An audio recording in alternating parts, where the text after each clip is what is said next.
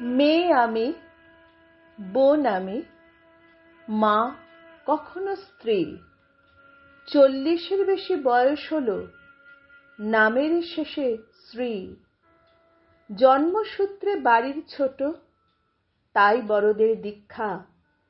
বলতে নেই, করতে নেই, চুপ করে থাক শিক্ষা। আমায় নিয়ে বিশেষ কিছু ভাবনাটা কারো আসেনি, কারণ আমি চতুর্থ ছিলাম দুধ ভাত ক্যাটাগরি।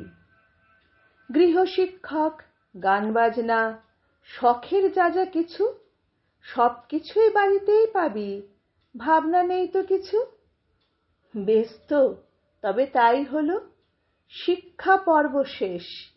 এবার এলো আসল পর্ব, বাধা পড়ল বেশ।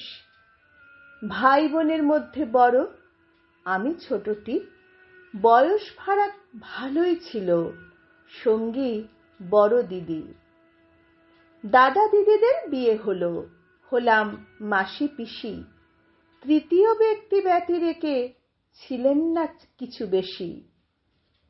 মিষ্টি, তেতো, ঝাল, নোনতা, সব রকমের স্বাদ। সম্পর্কগুলো শিখিয়ে দিল, সাজলাম বিয়ের সাজ। জন্মভিটের নামকরণ শুধু বাপের বাড়ি, নেমন্তন্ন লিস্টে আমার নামটা গেল জুড়ি। শ্বশুর বাড়ি থাকতে দিল স্বামীর হাত ধরে, স্বামী মশাই এবার থেকে আপন হলেন বলে। আত্মীয়রা বুঝিয়ে দিল সংসার করার নিয়ম, পরীক্ষাগুলো দিতেই হবে সময় যখন তখন।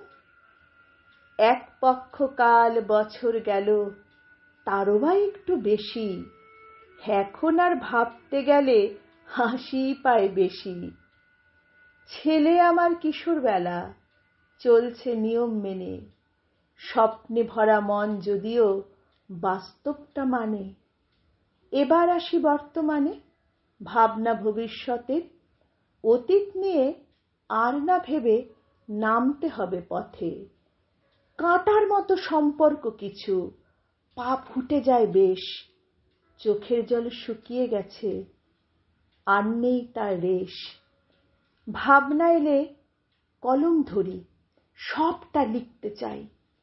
আর্থ্রাইটিস জানান দেয়, বসে আছি দিদি ভাই।